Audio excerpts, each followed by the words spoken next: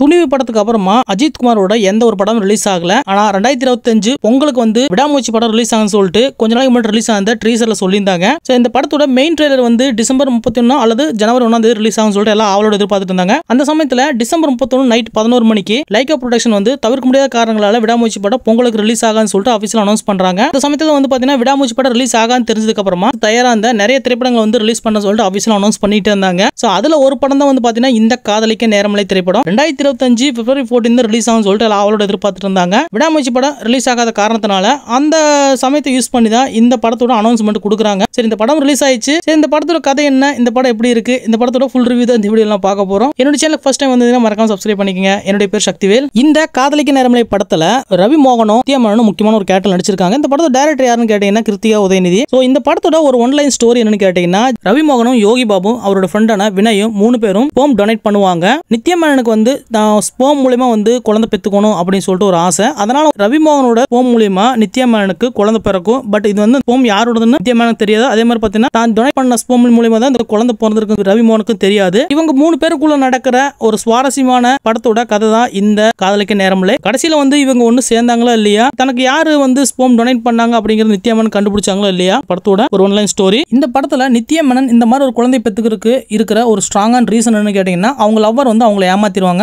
ஆனாலும் வந்து பாத்தீங்கன்னா நித்யா மேனனுக்கு குழந்தை பெத்துக்கணும்னு ஆசையா இருக்கும். அதனால ஸ்பெர்ம் மூலமா குழந்தை பெத்துக்குவாங்க. அதே மாதிரி பாத்தீங்கன்னா ரவி மோகனுக்கு வந்து ஸ்பெர்ம் டொனேட் பண்றதுக்கு ஒரு முக்கியமான ரீசன் என்ன கேட்டீங்கன்னா அவரோட ஃப்ரெண்டான வினய் வந்து ஒரு கேயா இருப்பாரு. அதனால அவங்க எல்லாம் ஸ்பெர்ம் டொனேட் பண்ணிட்டு இருப்பாங்க. அந்த வகையில வந்து பாத்தீங்கன்னா தான் ஃப்ரெண்டு கேட்டு சொன்னதுக்காக ரவி மோகன் வந்து ஸ்பெர்ம் டொனேட் பண்ணுவாரு. இதான் வந்து பாத்தீங்கன்னா 2 பேருக்கான ஒரு ரீசன். ஒரு ஆண்ட்ராய்டு போன் எப்படி தன்னை அப்பப்ப அப்டேட் பண்ணிக்குதோ அதே மாதிரி வந்து தமிழ் சினிமா ஆடியன்ஸும் சரி தமிழ் சினிமாவும் சரி அப்பப்ப பாத்தீங்கன்னா டைம் அப்டேட் ஆகிட்டே இருக்கும். அது தகுந்த மாதிரி மக்களும் தயாராகிட்டு இருக்காங்க.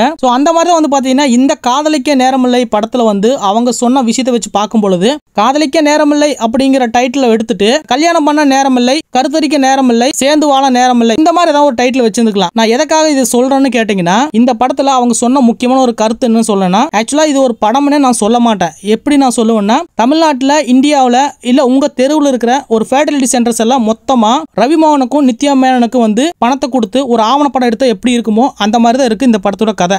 இவங்க வந்து கல்யாணம் பண்ண மாட்டாங்க, ஆனா வந்து குழந்தை பெத்துக்குவாங்க. கேட்டா வந்து லிவிங் டுகெதர்னு சொல்லுவாங்க. இந்த மாதிரி ஒரு விஷயத்தை வந்து பாத்தீங்கன்னா இந்த படத்துல மக்கள் மத்தியில புகுத்த ட்ரை பண்றாங்க சொல்றேன். நம்ம தமிழ் கலாச்சாரத்துக்கும் இந்த படத்துக்கு எந்த ஒரு சம்பந்தமும் கிடையாது. இன்னும் கூட இந்த படத்தை ஒரு ஷார்ட் அண்ட் ஸ்வீட் ஒன்லைன்ல சொல்லணும்னா நம்ம லேடி சூப்பர் ஸ்டார் நயன்தாரா அவர்களுடைய லைஃபை வந்து இன்ஸ்பயர் பண்ணி எடுத்த மாதிரி இருக்கு இந்த காதலிக்க நேரமில்லை திரைப்படம். படத்தோட music director A R Rahman அவர்கள். அவர் வந்து எப்படி இந்த படத்துக்கு மியூசிக் போட ஒத்துக்கிட்டாரு அப்படிங்கிறது எனக்கு சத்தியமா தெரியல.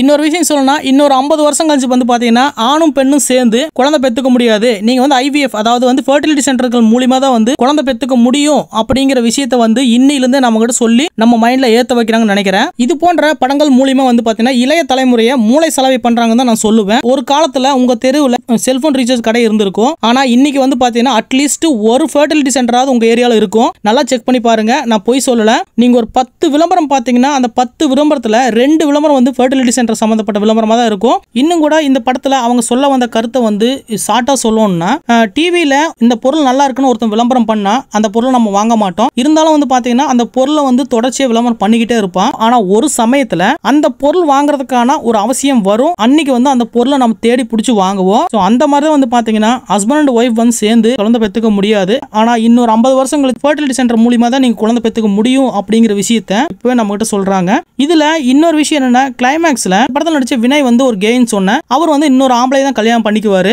வினய் வந்து ஒரு ப்ளூ கலர் மாதிரியான ட்ரெஸ் போட்டிருப்பாரு. அதே மாதிரி ட்ரெஸ் தான் வந்து பாத்தீங்கன்னா ரவி மோகனும் போட்டிருப்பாரு. மொத்தத்துல இந்த காதலிக்க நேரமில்லை திரைப்படம் எப்படி இருக்குன்னு கேட்டீங்கன்னா தமிழ்நாட்டில் இருக்கிற எல்லா ஃபெர்டிலிட்டி சென்டர்ஸும் சேர்ந்து ரவி மோகனையும் நித்யா மேனனையும் லவ் பண்ண மாதிரி லவ் பண்ண வச்சு இந்த ஃபெர்டிலிட்டி சென்டர்ஸோட அவசியம் என்ன, அதை வந்து நீங்க எப்படி எல்லாம் அணுகலாம், அதன் மூலமா நீங்க எப்படி எல்லாம் குழந்தை பெத்துக்கலாம் அப்படிங்கிற ஒரு விளம்பர படம் மாதிரி தான் எடுத்து வச்சிருக்காங்க இந்த காதலிக்க நேரமில்லை திரைப்படம்.